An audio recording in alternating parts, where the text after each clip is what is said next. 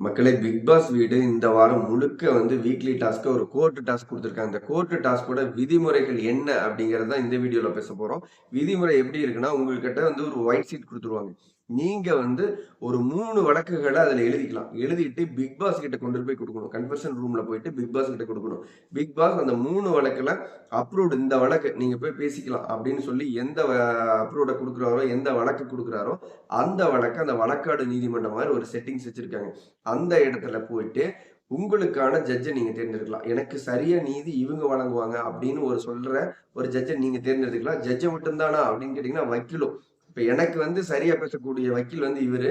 எனக்கு தீர்ப்பு வழங்கக்கூடிய ஜட்ஜ் அப்படிங்கிறவரையும் நம்ம 2 வக்கீலையும் 2 வக்கீலர் ஜட்ஜையும் நம்மளே சூஸ் பண்ணிக்கலாம். ஆப்போசிட்ல நம்ம யார் மேல ஒரு கம்ப்ளைண்ட் குடுத்தோமோ, அவங்களும் அந்த மாரி ஒரு வக்கீலையும், ஜட்ஜையும் சூஸ் பண்ணிக்கலாம். இப்ப வழக்கு வந்து எப்படி இருக்கும்னு கேட்டீங்கன்னா, இப்ப எக்ஸாம்பிளுக்கு வந்து சொல்றேன். பார்வதி வந்து ஒரு கேப்டன்சி டாஸ்க் விளையாண்டாங்க இல்லையா? அந்த டாஸ்க்ல வந்து முழுக்க முழுக்க கனி வந்து சபரிக்கு ஃபேவரா இருந்தாங்க அப்படின்னு ஒரு ஆர்கியூ போயிட்டு இருந்ததுல்ல. அப்ப பார்வதிக்கு அங்க சரியான நீதி கிடைக்கல அப்படின்னு நம்ம வந்து நெறைய பேர் ஃபீல் பண்ணிக்கிறோம். அந்த வழக்க இப்ப விஜய் பார்வதி வந்து கனி அவர்கள் மேல எழுதி பிக் பாஸ் கிட்ட கொண்டு போய் குடுக்குறாரு. பிக் பாஸ் பார்த்துட்டு சரி ரைட்ரா இந்த வாரம் இத வச்சு சரியான கன்டென்ட் இருக்கு. இவங்களுக்கான நீதி கிடைக்கும். ஓகே இந்த டாஸ்க் அப்ப இந்த வழக்கு வந்து அப்ரூவ்ட் அப்படின்னு சொல்லிடுறாருன்னு வச்சுக்கங்க. பார்வதிக்கு வந்து எனக்கு நீதியா வந்து இந்த இடத்துல வந்து சரியா பேசுவாங்க அப்படின்னு சொல்லிட்டு ஒரு சாண்ட்ரா வைக்கலாம். இல்ல அவங்க கமருதீன் வைக்கலாம். யாராவது ஒரு ஆள பார்வதி வந்து சூஸ் பண்ணிக்கலாம். இந்த பக்கம் கனி அவர்கள் கனி மேல தானே கம்ப்ளைண்ட் பண்றாங்க. கனி அவர்கள் வந்து அவங்களுக்கு ஃபேவரான ஒரு சபரி ஜட்ஜா வச்சுக்கலாம். இந்த மாரி ஜட்ஜு, வக்கீலு இவங்கலாம் நிரந்தரம்லாம் இல்ல. எனக்கு ஃபேவரா யார் பேசுவாங்க? எனக்கு சரியான நீதிய இவங்க சொல்லுவாங்க அப்படின்னு நான் யார நினைக்கிறேனோ, அந்த ஆள நான் சூஸ் பண்ணிக்கலாம். ஜட்ஜாவும் சூஸ் பண்ணிக்கலாம், வக்கீலாவும் சூஸ் பண்ணிக்கலாம். அடுத்த நான் யாரு மேல கம்ப்ளைண்ட் பண்றேனோ, அவங்க அவங்களோட ஆள சூஸ் பண்ணிக்கலாம். இது உங்களுக்கு கிளியரா புரிஞ்சிருக்குமா என்னன்னு தெரியல. புரிஞ்சிருந்தா கீழ லைக் கமெண்ட்ல சொல்லுங்க.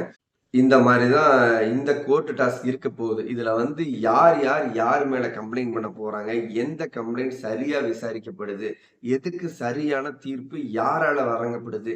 இந்த டாஸ்க்க வச்சு யார் வந்து சூப்பரா விளையாட போறாங்க? யார் வந்து ஒரு ஜட்ஜா சூப்பரா வந்து தீர்ப்பு வழங்க போறாங்க? யார் ஒரு அட்வொகேட்டா வந்து சூப்பரா வாதாடுனாங்க? அப்படிங்கிறது எல்லாமே இந்த வாரத்துல தெளிவா தெரிஞ்சிரும். என்னோட பாயிண்ட் ஆஃப் வியூல இந்த டாஸ்க் ஒரு சூப்பரான டாஸ்க். இதுல வந்து அவங்களோட இண்டிவிஜுவல் டேலண்ட்ட பக்காவா காட்டலாம். இவங்க எப்படி விளையாட போறாங்கன்னு தெரியல. ஸோ இந்த வீடியோ பார்த்துட்டு இருக்க நீங்க சொல்லுங்க மக்களே. 1 செகண்ட் லைக் பண்ணிட்டு கமெண்ட்ல சொல்லுங்க.